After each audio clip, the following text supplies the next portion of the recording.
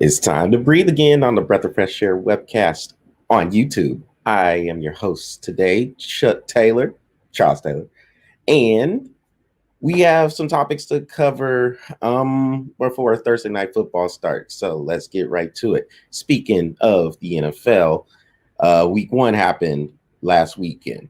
And just kind of looking at it, it's kind of funny to see everybody's overreactions to everything. You go on some of these pages, whether it's Facebook, whether it's Twitter, and you see how fans are already panicking because it's week one. I don't understand why you're panicking from week one when you have 16 weeks in the season, 16 games. I saw a post where it had the Washington football team in first place in the division because the Dallas Cowboys, New York Giants, and Philadelphia Eagles all lost.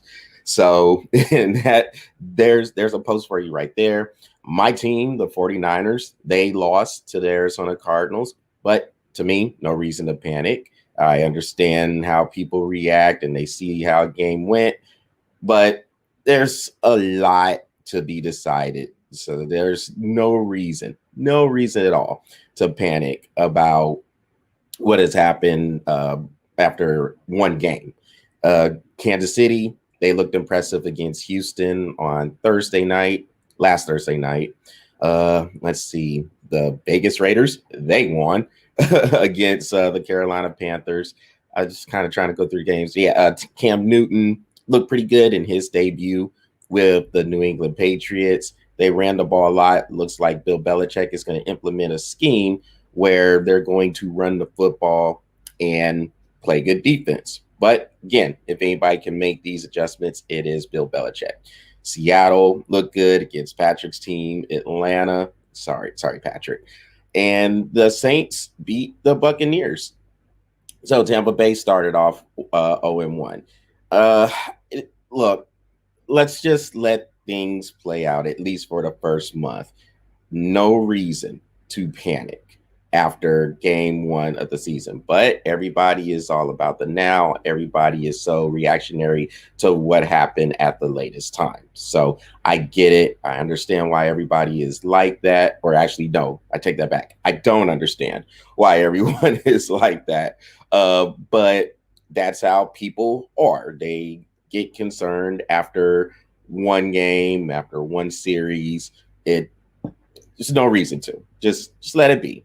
Let it play out. See how your team reacts.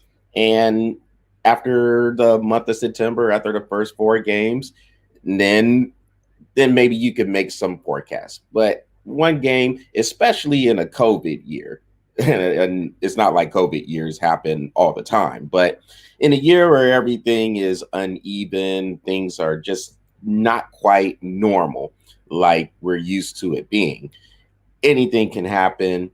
Anything is possible. So, uh, after a year where there wasn't any preseason football, everybody was in their training camps. I don't even think they had joint practices this year. People or teams aren't, they might not be where you would want them to be. They might not be as crisp. And also in week one, there was a good amount of injuries to some key personnel. I know the 49ers, they put Richard Sherman, the cornerback, on IR. George Kittle also got hurt in the game against the Arizona Cardinals. I think he has a knee sprain. He's looked at his week to week. The Saints, they lost wide receiver Michael Thomas for a little bit. Looks like he's going to miss Monday night's game with the Raiders coming up. But then there was a lot of reports saying he was going to miss several weeks. So what I'm hearing now is he's week to week.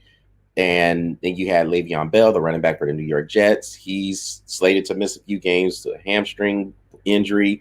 So there's a lot that could have happened, and players might not be in the best shape, to be honest. They have to work their way back into shape if they weren't necessarily in shape going through the training camps.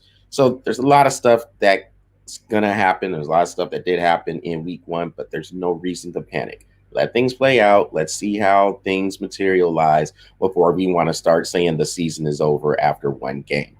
To preview week two, of course, tonight you have the Bengals and the Browns playing each other. I think I'm going to pick Cleveland to win this game. Cleveland got smashed last week in Baltimore, 38-6. And for those of you guys who want to continue to be on that Browns bandwagon, that's one I don't understand why you guys are on. Cleveland is nothing to be excited about, to be honest. Everybody hyped them up last year. They didn't do anything last year. And now they have a bad start to this year. Again, let Cleveland actually have a winning season before we want to start proclaiming them as Super Bowl contenders. Until that happens, I'm not taking Cleveland seriously. I'm not putting them in any type of playoff bracket. Cleveland has to show me some stuff. They have been bad for so long.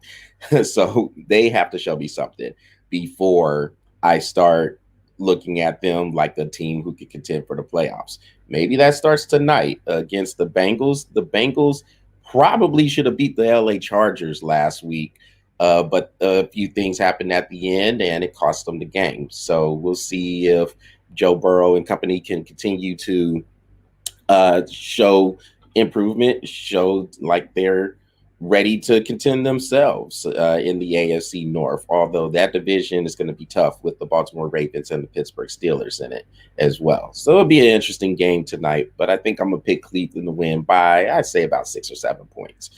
So with that, let's talk about a few other games as well before I move on to the other topics coming up. New England will be in Seattle on Sunday Night Football. That'll be a good test for New England going all the way out to Seattle. I guess it's not quite the same when you think about fans not being in the stadiums. More on that in a minute, but that should be an interesting game. The Saints and Raiders, I mentioned them playing on on Monday Night Football coming up. The Falcons play the Cowboys, and my team, the 49ers, they go to New York to play the Jets.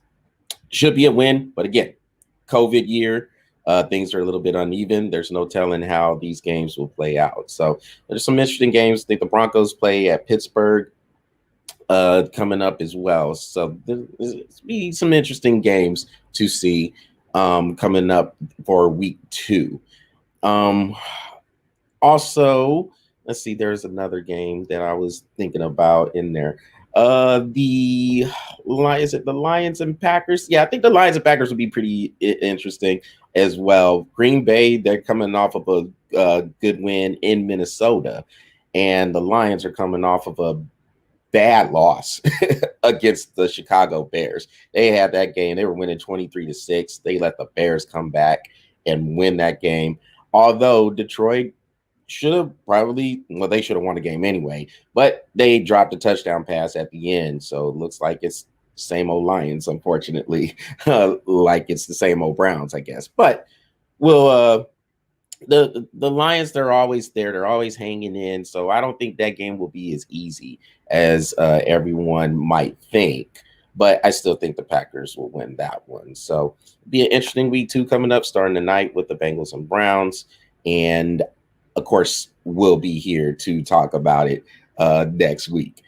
So let's move on to some college football. And over the week, or a couple of days ago, the Big Ten Conference decided they were going to bring football back for the fall.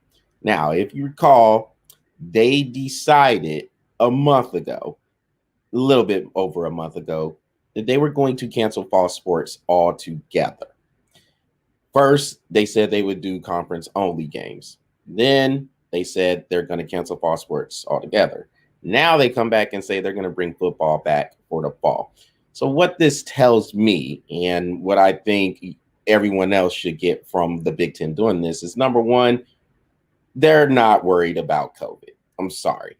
If you want to sit here and use COVID as a cover for why you canceled anyway, then you should probably have the same concerns that you had before. But apparently they decided they can bring football back, and they'll start in October sometime playing conference scheduling. It makes no sense to me. Number one, you could have sat back and you could have made the assumption, maybe if you wanted to come back in the spring, or whatnot, you could have maybe postponed it. But to come out and say you were going to cancel fall sports, it just makes it's just a bad look to me. Number one, the Big Ten is just jacked up anyway. I mean, they're still calling themselves the Big Ten Conference, but they have 14 teams in the conference. Makes no sense to me. Big 12 still calls themselves the Big 12 with 10 teams, but that's another story for another day. The Big Ten, though, with this decision, this tells you this is money. It's about money. You didn't want to lose out on the money.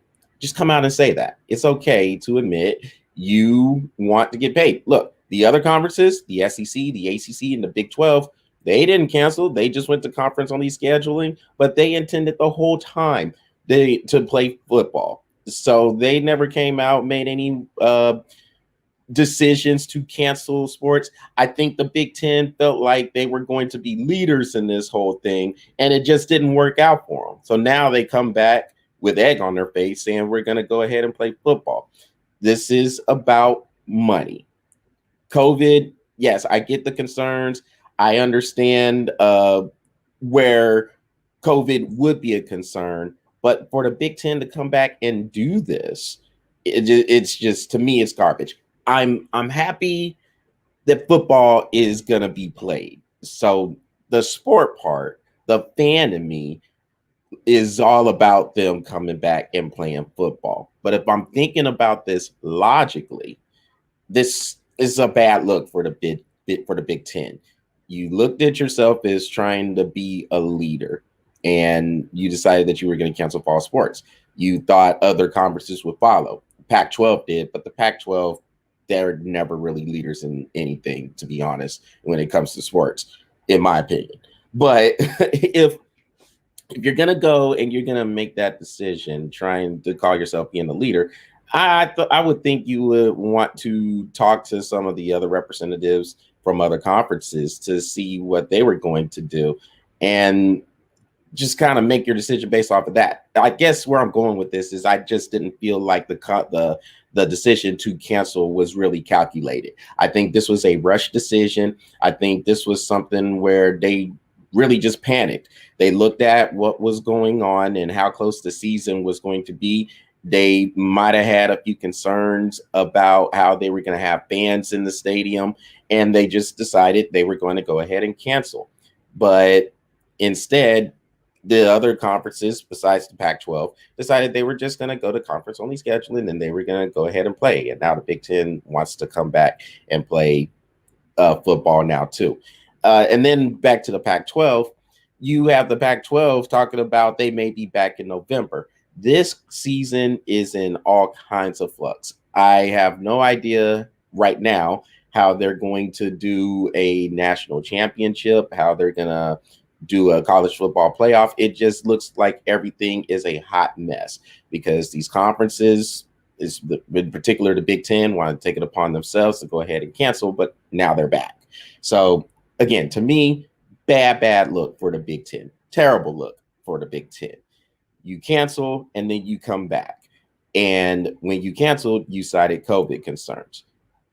You're back now. Why are you back? What changed? Tell me what happened to where you decided football was going to come back. And about that also, where are the rest of the fall sports? Are they still canceled? Are they coming back? What is going on with the rest of the fall sports? Is it just football that's coming back? Because if it's just football coming back, that would make sense just simply because that's your biggest money maker. So I don't know. I got to hear a lot from the Big Ten as to why they decided they were going to come back. It just makes no sense to me when you decided you were going to cancel fall sports, except the money aspect. That's the only thing that would make sense to me. But when money is involved, it changes a lot of things and it makes people do things because everybody wants to grab that money. So garbageness by the Big Ten in my eyes. Again, the fan of me is happy they're coming back, but logically, garbage move by the Big Ten. Hot garbage. Now, let's move on to the NBA. And a lot of people are still shocked by the elimination of the LA Clippers by the Denver Nuggets. To be honest, again, this is a weird year in terms of sports and life in general. So I don't think it should be as surprising. The Clippers are going home. Be as it may, a lot of people, including myself, had the Clippers at least making it to the Western Conference Finals, and a lot of us also had them playing the Los Angeles Lakers in the Western Conference Finals. Uh, the Lakers, of course, are there, and they will play the Denver Nuggets, and they're doing their thing. For the Clippers, you had a team that was put together exclusively to win in the next year or two. You were able to convince Kawhi Leonard to come there. Uh, he was able to basically orchestrate a trade. I mean, that's how I look at it. Orchestrate a trade to get Paul George. Paul George to me is an overrated player, but a lot of people think he is at the elite status. I'm not quite there with Paul George. I think he's a good player, just not elite. But maybe for a team like the Clippers, he could be someone's Robin to the Batman. And that's where I guess they were hoping they could get. The Clippers let a lot of young talent go to get Paul George, all that young talent that is now playing for the Oklahoma City Thunder. Then you traded draft picks to get Marcus Morris. You still have Patrick Beverly there, Lou Williams there. Lou Williams, he disappeared in the series. He's supposed to be one of your best 6 men in the league, but he disappeared. I think personally he was trying to get more trips into Magic City and Atlanta. Just Google the story. It's a strip club, just so y'all know. But he was probably trying to sneak some more trips into Magic City. I don't know, but he disappeared in the series as well. And the Clippers they weren't disciplined, to be honest. They had a 3-1 lead on the Nuggets. They thought the series was over. Denver continued to play. They did their thing, and they came back and won the series. And apparently the Clippers were worn down by the fourth quarter of Game 7. So there's a lot of questions that have to be answered for the Clippers. What direction do they want to go? Who do they bring back? What's going to happen with some of these contracts that are out there? And this is what happens sometimes when you decide that you're going to go for broke trying to win a title. You sacrifice a lot of young talent instead of trying to develop these young players and building something for the future. Everybody is about the now. This is what the Clippers did. They saw the chance to go ahead and get players like Kawhi Leonard. And if you do have the chance to get players like that, by all means, you should take advantage of that opportunity. But in doing so, you have to be aware you are giving away a lot of assets to possibly get them. You're signing these guys for big money contracts. It could handcuff you when it comes to getting other free agents in there. And you are sacrificing a lot of your younger talent to get these more established players. So now the Clippers, they fell woefully short of expectations this year. They have to ask themselves what direction they want to go. Now people are questioning Doc Rivers in terms of his head coaching ability. And look, I think Doc Rivers is a very good coach, but he struggled when it comes to advancing teams far in the playoffs. Of course, we know he won the title in 2008 with the Boston Celtics, that team that had Kevin Garnett and Ray Allen joined Paul Pierce there. And they made a few other runs, deep runs, but they just weren't able to close the deal. This was a team he had in the Clippers. We're looking at it again. You got Kawhi Leonard, you got Paul George joining a majority of the core with Pat Bev, Lou Williams, and I forgot to mention Montrezl Harrell as well. And you had expectations to win title. It didn't happen. Now you're going to have to reassess, but you don't necessarily have those other pieces. I don't like to call players pieces, but you have to reassess those players that you had before, but now you can't really build around them because they're not there. So lots of questions for the Clippers to answer. Truthfully, I just think they just messed themselves up. They had the lead. They didn't take care of business. I think they were probably trying to look too far ahead to the Lakers. They had the Lakers as the primary focus for this year. And when you have a team that is the primary focus of your season, you may skip some steps, some very important steps you have to take in order to get to the Lakers, if the Lakers even get there. So I just think the inevitable happened. If the Clippers would have moved on to play the Lakers, they probably would have gotten beat because they weren't really playing disciplined ball. You have guys running around doing what they can to try to agitate people, trying to draw fouls, and just not playing their game. So I just felt like if the Clippers were going to lose, it probably would have happened in the Western Conference Finals, but it happened a round earlier. So now you have questions to answer. Good luck, LA, or good luck, Clippers, I should say. But again, this is about the Nuggets. We should say that. I understand everybody is going to talk about the Clippers and not just spend some time talking about the Clippers, but this is about the Nuggets and what they did well. Give them credit for not giving up, not quitting after being down 3-1. And for Denver, this is the second series in a row. They were down 3-1, and they came back and won the series. They were down in the first round to the Utah Jazz 3-1, came back to win the series, and they did the same thing for the Clippers. So if the Lakers learned anything, if you get Denver down, you need to put them down because those dudes aren't going to quit for nothing. Last topic I have for today is a baseball topic, and I'm looking at these standings. The Chicago White Sox have the best record in the American League right now. Now, we all know with Major League Baseball, this is a 61-game season. So things are a little bit more condensed. And in baseball terms, this is pretty much a marathon, or excuse me, a sprint and not a marathon. But as it is, the Chicago White Sox have the best record in the American League, and they have clinched a playoff berth. So the question is, should we take the Chicago White Sox seriously as a legit threat to win the World Series? In a regular year, if this was 162 games, I wouldn't have picked the White Sox to even come close to making a playoff run. They have a lot of young talent there, but I didn't know if they would be good enough to beat teams in their division like the Minnesota Twins or the Cleveland Indians. But in a shortened year, in a year that is a little bit uneven, in a year where it's just a lot of stuff is just not quite what we're used to it being, they're that team that I had mentioned before we did the baseball preview, or when we did the baseball preview, that could come out of nowhere and make a run toward the World Series because of the length of the season and because of how things would change in terms of rotations, batting orders, things of that nature. So the White Sox are 33-17. I still don't know if they're going to be a World Series contender. They're going to make the playoffs, obviously, so they will have a shot. They have as good a shot as anybody.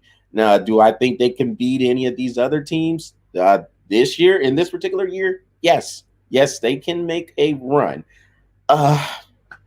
Personally, I'm not picking them to do that. I still like the Tampa Bay Rays to make that run. The Yankees still have a pretty good chance to get into the playoffs, and maybe Houston can sneak their. Ooh, excuse me, had a burp. Maybe the Yankees can sneak their. The Yankees are still in there, still in the race. Maybe the Astros can sneak their way in, and then we can see with the Twins and the Indians. So it's still going to be tough for the White Sox to get in there in terms of making the World Series.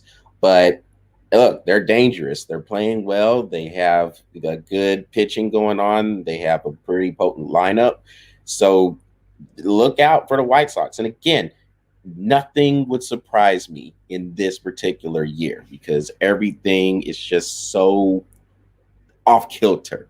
So if the White Sox ended up winning a World Series, then I don't think it should really come as a surprise to anybody because of how shortened the season is. And if you're able to get hot in a season like this, you could ride that hot streak out. It's 60 games. It's not 162. So The White Sox, I think, are as dangerous as anybody else. And look out. If you see them in a World Series, normally I would be surprised. This year, I wouldn't be that surprised at all. So, with that, that is all for the Breath of Fresh Air webcast for this week. Y'all make sure y'all check out the Breath of Fresh Air YouTube channel. Smash that subscribe button and keep the likes coming on the Breath of Fresh Air Facebook page as well. So again, when we do the live show, it is being shown live on YouTube and Facebook. So I hope everybody can come in, check us out, let us know how we're doing, good, bad, or indifferent. Come and interact with us, say what's up, say hi. You can even criticize us. It's all good. We don't really care whichever way you want to go, but we will respond to you and we will let you know where we stand on the comments. So, yeah, leave them. Let us know how we're doing. Hopefully next week we can get back to our normal Tuesday night slot, and I can have Patrick Brackett back with me as well. As you guys know, he's been going through some things, and he was actually ready to do the webcast on Tuesday night, but I had some things going on. Nothing bad. Had some things going on, and I couldn't do the webcast. And then the rest of the week, he was going to be dealing with some things at work.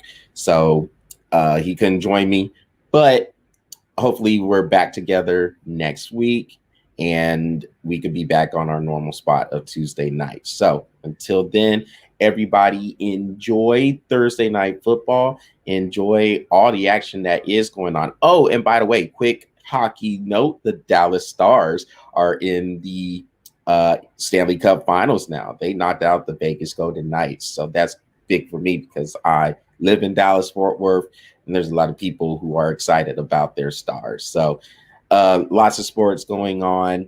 It's weird, but is in terms of sports, there's a lot going on because you have all four major sports going on right now. I don't remember a time that has happened, but right now it is happening. So lots to talk about, lots to discuss. We're following it and we would like to hear your thoughts on it as well. So everybody take care. If I don't talk to you guys before the week is out, everybody have a good weekend. Enjoy all the sports that is going on, and we will be back next week with the webcast. Take care.